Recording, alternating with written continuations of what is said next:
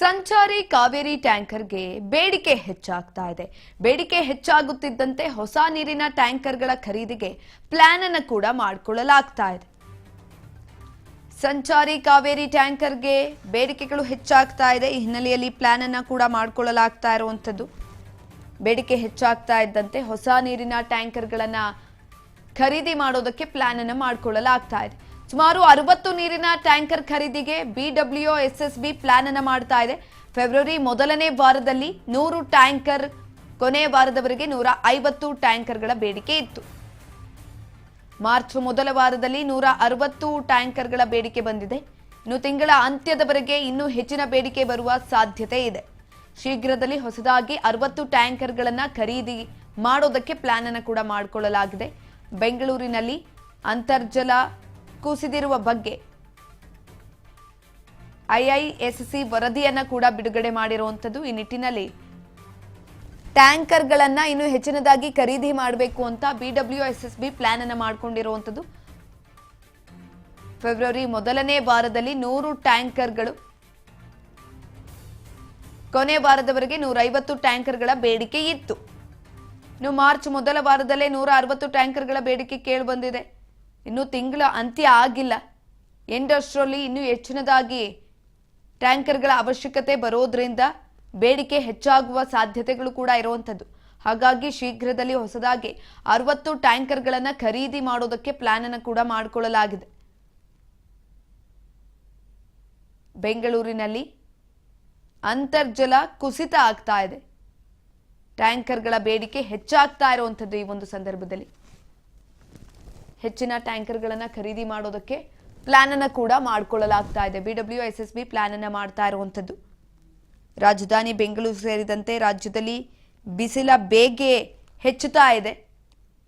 ಅದನ್ನ ಹೋಗ್ಲಾಡ್ಸೋದಕ್ಕೋಸ್ಕರ ಇದೀಗ ಈ ರೀತಿಯಾದಂತಹ ಕ್ರಮವನ್ನು ತೆಗೆದುಕೊಳ್ಳೋದಕ್ಕೆ ಮುಂದಾಗ್ತಾ ಇರುವಂತದ್ದು. ಇದ್ರ ಬಗ್ಗೆ ಹೆಚ್ಚಿನ ಮಾಹಿತಿಯನ್ನ ತಿಳ್ಕೊಳ್ತಾ ಹೋಗೋಣ. ನಮ್ಮ ಪ್ರತಿನಿಧಿ ರವಿಚಂದ್ರ ಸಂಪರ್ಕದಲ್ಲಿದ್ದಾರೆ. ರವಿಚಂದ್ರ, ಸಂಚಾರಿ ಕಾವೇರಿ ಟ್ಯಾಂಕರ್ಗೆ ಬೇಡಿಕೆ ಹೆಚ್ಚಾಗ್ತಾ ಇರುವಂತದ್ದು. ಇನ್ನು ಮೊದಲನೇ ವಾರ ಮುಕ್ತಾಯ ಆಗಿದೆ ಅಷ್ಟೇ. ತಿಂಗಳ ಅಂತ್ಯದೊಳಗೆ ಇನ್ನು ಹೆಚ್ಚಿನ ಬೇಡಿಕೆ ಕೇಳಿಬರುವಂತ ಸಾಧ್ಯತೆ ಇದೆ. ಹಾಗಾಗಿ ಯಾವ ರೀತಿಯಾದಂತಹ ಪ್ಲಾನ್ ಮಾಡಿಕೊಳ್ಳಲಾಗಿದೆ, ಹೆಚ್ಚಿನ ಮಾಹಿತಿ ಕೊಡೋದಾದ್ರೆ? ಸುಕನ್ಯಾ, ಬೆಂಗಳೂರು ನಗರಲ್ಲಿ ನೀರಿನ ಸಮಸ್ಯೆ ಬಹು ದೊಡ್ಡ ಪರಿಣಾಮ ಕಾಣ್ತಿದೆ. ಈ ಹಿನ್ನೆಲೆಯಲ್ಲಿ ಸಂಚಾರಿ ಕಾವೇರಿ ನೀರಿನ ಟ್ಯಾಂಕರ್ಗಳಿಂದ ಭಾರಿ ಬೇಡಿಕೆ ಹೆಚ್ಚಾಗ್ತದೆ. ಬೇಡಿಕೆಗಳು ಹೆಚ್ಚಾದಂತೆ ಕಾರಣಗಳು ಕೂಡ ಬೆಂಗಳೂರು ಜಲಮಂಡಳಿ PWSSB ಹೊಸದಾಗಿ ಸುಮಾರು 60 ನೀರಿನ ಟ್ಯಾಂಕರ್ಗಳನ್ನು ಖರೀದಿಸಲು ಯೋಜನೆ ರೂಪಿಸಿದ್ದಾರೆ. ಅಷ್ಟಲ್ಲದೆ ಫೆಬ್ರವರಿ ತಿಂಗಳಲ್ಲಿ ಮೊದಲ ವಾರದಲ್ಲಿ ಸುಮಾರು 100 ಟ್ಯಾಂಕರ್ಗಳಿಗೆ ಬೇಡಿಕೆ ಇದ್ದರೆ ತಿಂಗಳ ಕೊನೆಯ ವೇಳೆಗೂ ಅದೇ 150 ಟ್ಯಾಂಕರ್ಗಳಿಗೂ ಏರಿಕೆ ಆಗಿತ್ತು. ಇನ್ನು ಮಾರ್ಚ್ ತಿಂಗಳ ಮೊದಲ ವಾರದಲ್ಲಿ 160 ಟ್ಯಾಂಕರ್ಗಳ ನೀರಿನ ಬೇಡಿಕೆ ಹೆಚ್ಚಾಗಿತ್ತು. ಇದೇ ರೀತಿ ಮುಂದಿನ ದಿನಗಳಲ್ಲಿ ತಿಂಗಳ ಅತ್ಯಂತವರೆಗೆ ಬೇಡಿಕೆ ಇನ್ನಷ್ಟು ಹೆಚ್ಚ ಸಾಧ್ಯತೆ ಎಂದು ಅಧಿಕಾರಿಗಳು ತಿಳಿಸಿದ್ದಾರೆ. ಸುಕನ್ಯಾ, ಪ್ರಸ್ತುತ ನಗರದಲ್ಲಿ 6,000 ಮತ್ತು 12,000 ಲೀಟರ್ ಸಾಮರ್ಥ್ಯ ಟ್ಯಾಂಕರ್ಗಳ ಮೂಲಕ ನೀರು ಪೂರೈಕೆ ಮಾಡಲಾಗುತ್ತದೆ.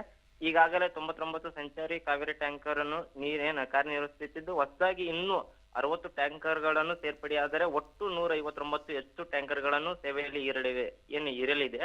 ಅಷ್ಟಲ್ಲದೆ ನಗರದಲ್ಲಿ ಅಂತರ್ಜಲ ಮಟ್ಟ ಕುಸಿತ ಹಾಗೂ ಹಲವೆಡೆ ಜಲಮಂಡಳಿ ನೀರಿನ ಸಂಪರ್ಕ ಇಲ್ಲದಿರುವುದು ನೀರಿನ ಟ್ಯಾಂಕರ್ಗಳ ಬೇಡಿಕೆ ಹೆಚ್ಚಿನ ಪ್ರಮುಖ ಕಾರಣವಾಗಿದೆ. ಸುಕನ್ಯಾ, ಇಲ್ಲದಿಲ್ಲೇ ಹೊಸದು ನೀರಿನ ಸಂಪರ್ಕ ದರ ಮತ್ತು ನೀರಿನ ದರ ಹೆಚ್ಚಾಗುವ ಹಿನ್ನೆಲೆಯಲ್ಲಿ ಅನೇಕ ಸಾರ್ವಜನಿಕರು ಹಿಂದೇಟು ಹಾಕ್ತಾ ಇದ್ದಾರೆ.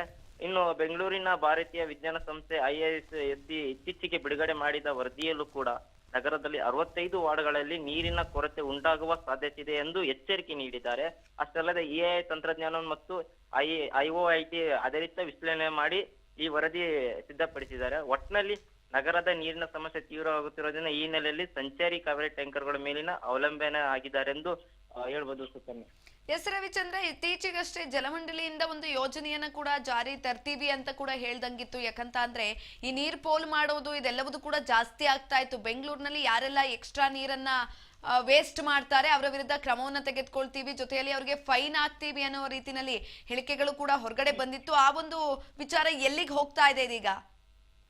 ಹೌದು, ಅವರು ಹೇಳಿದ್ರೇನು, ಅಧಿಕಾರಿಗಳು ಹೆಚ್ಚು ನೀರು ಯಾರು ವೇಸ್ಟ್ ಮಾಡ್ತಾರೆ ಅವರಿಂದ ವಿರುದ್ಧ ಕಠಿಣ ಕ್ರಮ ತಗೋತೀವಿ, ಅವ್ರಿಗೆ ಒಂದು ಫೈನ್ ಹಾಕ್ತಿವಿ ಇಷ್ಟಿಷ್ಟ ಅಮೌಂಟ್ ಅಂತ. ಆದ್ರೆ ಇನ್ನೂ ಅದು ಕಾರ್ಯರೂಪಕ್ಕೆ ತಂದಿಲ್ಲ. ಸುಕ್ಕನ ಸದ್ಯದ ಈಗ ಪರಿಸ್ಥಿತಿ ಹೇಳ್ಬೇಕಾದ್ರೆ ನೀರಿನ ಮಟ್ಟ ಕೊರತೆ ಇದೆ ಬೆಂಗಳೂರಲ್ಲಿ.